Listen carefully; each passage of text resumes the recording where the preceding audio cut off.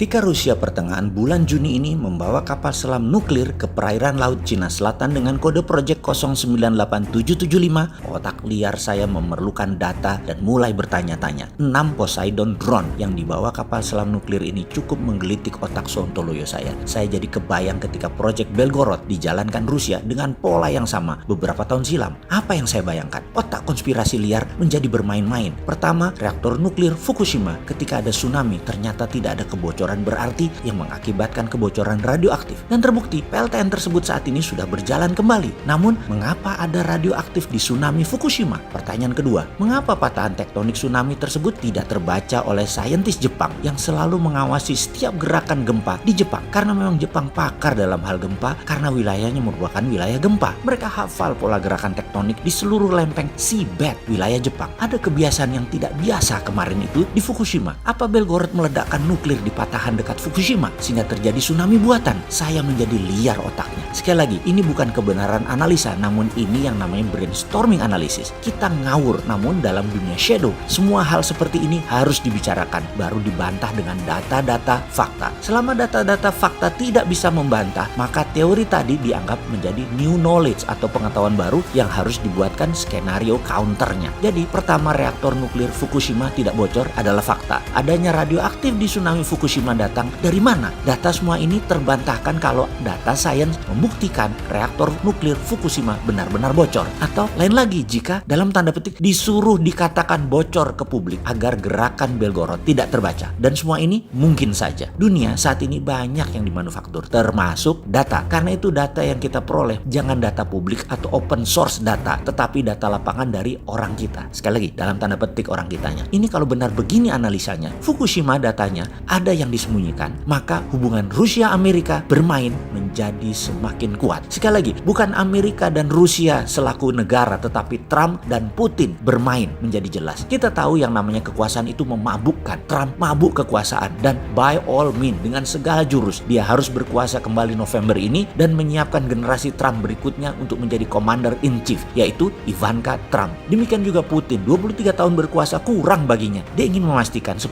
tahun ke depan dia masih menjadi Tsar Rusia, bukan hanya pemimpin presiden, apapun nama kedudukan politiknya. Dia ingin jadi Raja Rusia. Seperti pada saat ini, otaknya sebagai KGB sangat juara dalam mempraktekkan strategi intelijen Cold War yang Putin mainkan sejak sebelum jadi pemimpin Rusia hingga saat ini. Jadi, pemetaan perang dunia kali ini menarik untuk kita simak. Globalis yang ingin mengendalikan dunia melalui sosial media, currency, farmasi, telekomunikasi, dan energi baterai memerlukan kaki tangan kekuatan politik. Di Amerika dipakai Partai Demokrat, di dunia dipakailah Partai Komunis Tiongkok. Wahyudi juga bermain di antaranya, termasuk di pihak Trump. Rumit melihat perang kali ini. Lawan, kawan, musuh, dan aliansi tidak terbaca dengan jelas. Semua bermain di kabut strategi. Kembali kita melihat kapal nuklir berkode Project 098775 yang membawa 6 Poseidon drone berkekuatan 100 megatron nuklir warhead ini ke arah perairan Laut Cina Selatan. Dan mengapa dibocorkan kepada umum? Seperti halnya 4 kapal induk dengan 70 naval army yang dibawa ke Laut Cina Selatan yang mengepung Laut Cina Selatan, semua data dibuka di Twitter Kementerian Pertahanan Amerika.